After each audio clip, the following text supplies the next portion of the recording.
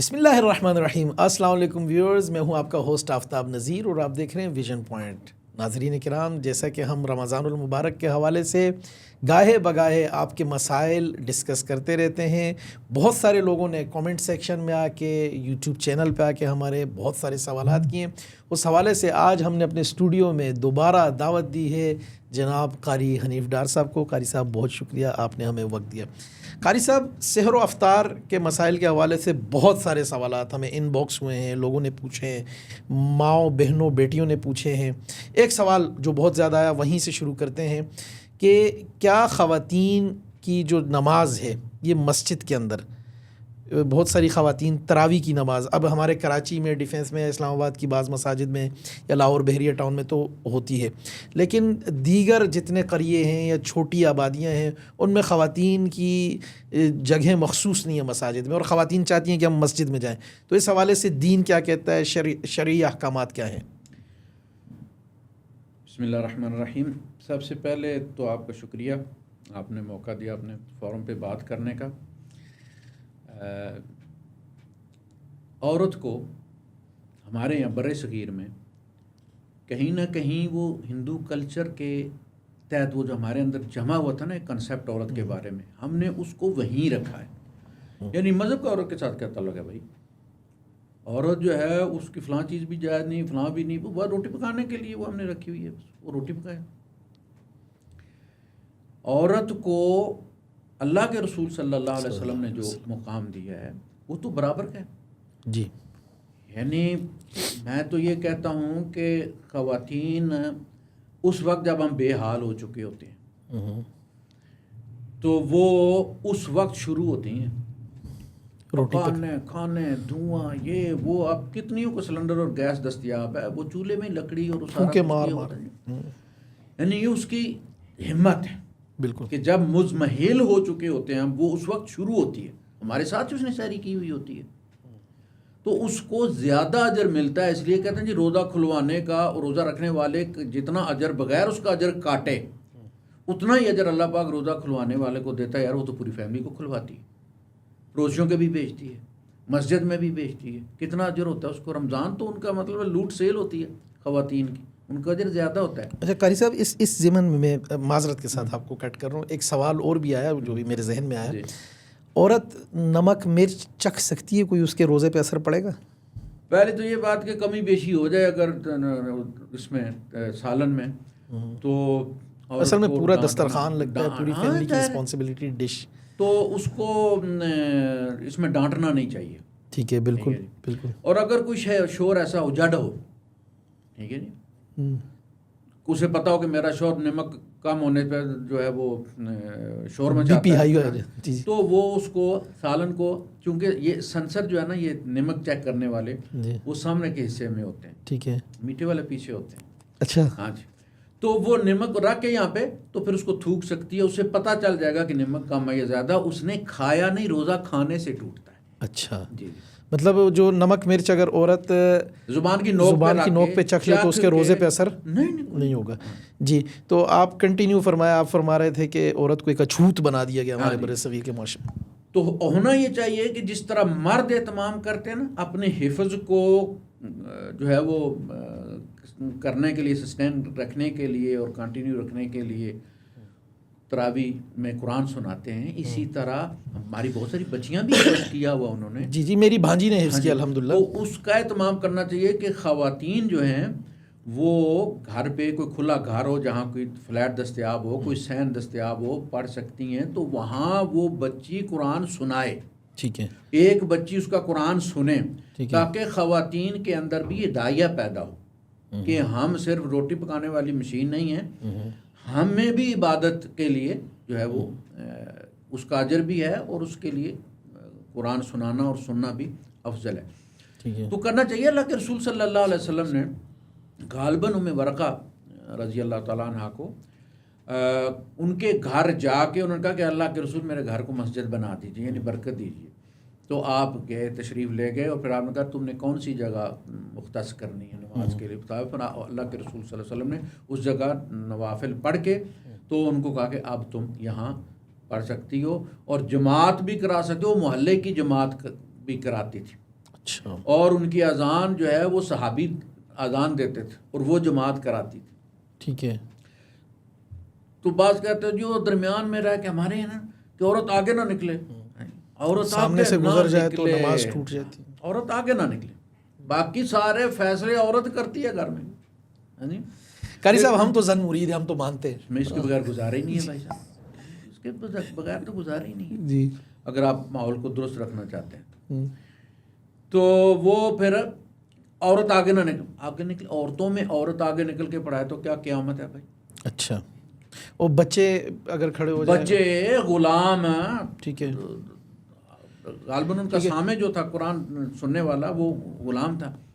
اچھا قاری صاحب، ابھی جو ہماری مساجد کی کیفیت یا ہمارا یہ ماحول چل رہا ہے، ہم دیکھتے ہیں ٹک ٹاک پہ لائیو آ رہے ہیں، سوشل میڈیا پہ آ رہے ہیں، ہر جگہ آ رہے ہیں، لیکن نماز کے معاملے میں کہتے ہیں کہ جی عورت مسجد میں نماز نہ پڑھے، عورت سامنے نہ آئے. جمعہ بازار ہماری مائیں بہنیں بیٹیاں جاتی ہیں، مالز جاتی ہیں، شاپنگز ہو رہی ہیں، باقی دنیا کا ہر کام ہو رہا ہے، لیکن مسجد سے منع کیا جا رہا ہے. میں آپ کو بتا رہا ہوں نا کہ مسجد پر عورت کا اتنا ہی حق ہے جتنا مرد کا حق ہے. ٹھیک ہے. ٹھیک ہے نہیں.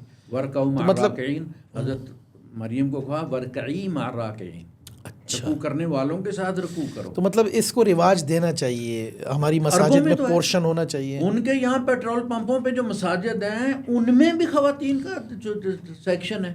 ٹھیک. اچھا قاری صاحب، اس میں انشاءاللہ ہم آگے بھی آپ سے جانتے رہیں گے. اعتکاف کا بھی ایک مسئلہ آ جاتا ہے. ایک تو آخری عشرے میں اعتکاف مسنون ہوتا ہی ہے. جو خواتین پورا رمضان اعتکاف کرنا چاہتی ہیں، وہ اپنی کوئی عبادت کی جگہ مخصوص کر لیں یا مسجد ہی میں ان کا بھی؟ دیکھیں اعتکاف تو سنت اعتکاف تو آخری عشرے کا ہے. ٹھیک ہے. تاکہ وہ لیلۃ القدر جو ہے وہ بندہ اس میں الرٹ رہے. ٹھیک ہے. لیکن اللہ کے رسول صلی اللہ علیہ وسلم نے 2 عشرے بھی کیا ہے، لیکن وہ کیا اس طرح ہے کہ آپ نے حضرت عائشہ صدیقہ رضی اللہ تعالیٰ عنہا نے آپ سے وعدہ لیا کہ اس دفعہ جب آپ اعتکاف بیٹھیں گے تو میں بھی بیٹھوں گی. حضور نے فرمایا ٹھیک ہے. ٹھیک ہے. اس کا مطلب ہے مسجد میں عورت کا اعتکاف جائز ہے اگر اس کا خواتین کا حصہ محرم ہو یا شوہر ساتھ ہو یا بھائی ہو. جی تو وہ جائز ہے. ٹھیک ہے. اللہ کے رسول صلی اللہ علیہ وسلم نے جب فجر کی نماز پڑھ کے باہر نکلے تو آپ نے دیکھا مسجد کا سن کچا تھا. سن 9 ہجری میں پہلا دیا جلا ہے مسجد نبوی میں. جی. اندر اندھیرا ہی ہوتا ہے. تو ہم نے دیکھا بھائی ٹھکا ٹھک لگے ہوئے ہیں، قلعے ٹھوک رہے ہیں. وہ یہ کیا ہے؟ انہوں نے کہا کہ وہ ازواج مطہرات جو ہے امہات المومنین ساری جو ہے وہ اعتکاف کریں گے. ہم نے کہا یہ کیا ہو گیا؟ یعنی آپ نے تو حضرت عائشہ صدیقہ رضی اللہ عنہا وعدہ کیا تھا، لیکن اب چونکہ ایک بیوی سے وعدہ کر لیا، دوسری ہم بیویاں نہیں ہیں. سبحان اللہ. وہ بھی خیمے لے کے اور اپنے غلام شام ساتھ لے کے آ کے میں ٹھوکو بھائی ہمارا بھی. تو اللہ نے فرمایا کہ رسول صلی اللہ علیہ وسلم نے فرمایا کہ عائشہ کے بھی اکھاڑو. عدل تو یہی ہے، عدل تو یہی ہے. حضرت عباس کی مشکیں کسی ہوئی تھیں غزوہ بدر میں جب وہ قیدی بنے، اور جب وہ پلٹتے چونکہ جسا بہت تھا تو ہائے تکلیف ہوتی. جی.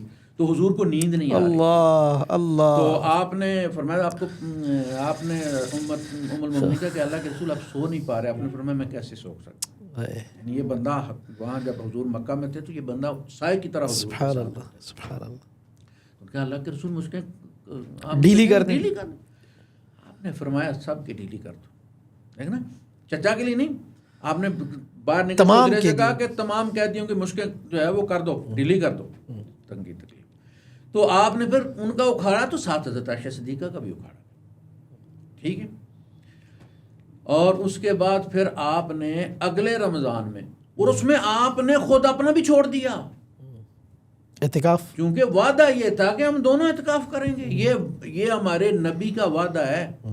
اور پھر اپنا آپ دیکھ لیے کہ ہم کتنے وعدے نبھاتے ہیں. ہم تو وعدہ کرتے ہی توڑنے کے لیے، ہم تو خواتین سے وعدے انہیں آسرے انہیں دھوکہ دینے کے لیے. یعنی آپ اندازہ کریں حضور نے وعدہ کیا ہم دونوں اعتکاف کریں گے. جب حضرت عائشہ کا منسوخ کیا دوسری ازواج کی وجہ سے تو اپنا بھی منسوخ کر دیا حضور نے. ٹھیک ہے. یہ وعدہ 2 کا تھا. اگلے رمضان میں حضور نے پھر 20 دن رکھا، وہ اس کی قضا. اچھا اچھا اچھا. وہ جو ڈبل اعتکاف 2 عشروں کا جو ہوا وہ اچھا اوکے اس میں کیا آپ نے. ٹھیک ہے. تو ہمارے احناف کے یہاں یہ ہے کہ عورت گھر میں اعتکاف کرے. ٹھیک ہے. اہل حدیث بھائی کہتے ہیں گھر میں نہیں ہوتا، اس لیے کہ قرآن میں کہا کہ وان تم عاکفون فی المساجد، تم مسجد میں اگر اعتکاف کیے ہوئے ہو تو ان کے ساتھ ازدواجی تعلق قائم مت کرو. تو اعتکاف تو مسجد میں ہی ہوتا ہے. بھائی صاحب نماز بھی مسجد میں ہی ہوتی ہے, گھر میں بھی ہوتی ہے. ہاں, یا ایھا الذین آمنوا اذا نودی للصلاۃ من یوم الجمعۃ فاسعوا الی ذکر اے اللہ. ایمان والو, تو عورت ایمان والی نہیں ہے, بالکل ہے. وہ مسجد اذان میں اس در نہیں بلائی گئی. وہ تم کہتے ہو کہ گھر میں افضل ہے, عورت کو استثناء حاصل ہے نا.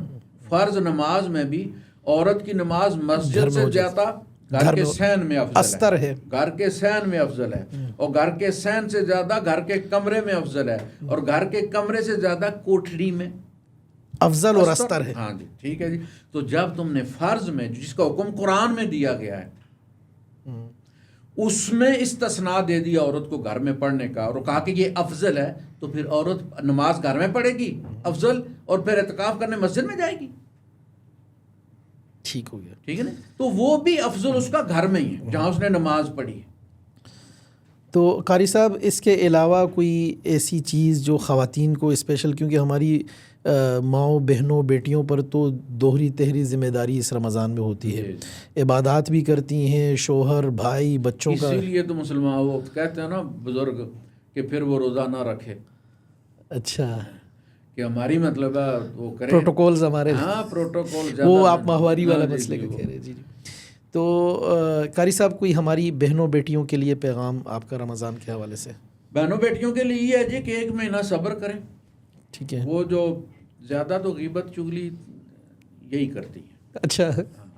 مرد کو بھی وہ جو آپ دباتے ہیں نا چولہا جلانے کے لیے وہ پستول, لائٹر, ہاں کہیں بھی آپ جائیں, حج پہ جائیں, عمرے پہ جائیں, جہاں وہاں منا میں, عرفات میں, مزدلفہ میں, یہ کر رہی ہوتی ہے غیبت. غیبت کر لی, مطلب غیبت سے اجتناب کرنا چاہیے. بہت اصل روزہ یہی ہے کہ ہر طرح سے, یعنی آپ یہ سوچیں نا کہ اگر میں نے غیبت کی تو میرا روزہ وہ لے جائے گی. جس کو آپ برا سمجھ رہی ہیں, اپنا دشمن سمجھ رہی ہیں, وہ آپ اپنا روزہ اس کو دے دیں گے. 14 گھنٹے کا روزہ رکھ کے آپ گرمی کا, تو اپنا روزہ بچانے کے لیے آپ اپنے اوپر رحم کریں اور اس میں غیبت وغیرہ سے اجتناب کریں. جہاں مجلس میں ہو رہی ہو یا تو روکیں یا اٹھ کے چلی جائیں. آپ کا اٹھ کا جانا بھی انہیں پتہ ہوگا کہ اس کو ناگوار گزرا ہے, تو تھوڑی سی جھجک پیدا ہو جائے گی اور وہ اس سے کریں گے. بہت شکریہ جناب قاری حنیف ڈار صاحب. ناظرین کرام اور بالخصوص میری ماؤں بہنوں بیٹیوں, جیسا کہ آپ نے دیکھا قاری صاحب نے فرمایا کہ روزہ جہاں کھانے پینے سے رکنے کا نام ہے, وہاں غیبت چغلی بدخوئی سے بھی رکنے کا کام ہے. اگر اس مہینے ہم تھوڑی سی مشق کر لیں, کہیں کسی کی برائی, ہم کیوں کسی کی غیبت سنیں, کیوں کسی کی برائی سنیں, اگر اس سے اجتناب کی کوشش کی جائے تو انشاءاللہ یہ پریکٹس روٹین میں آئے گی, لائف میں آئے گی, اور انشاءاللہ زندگی کے بہت سارے مسائل حل ہوں گے.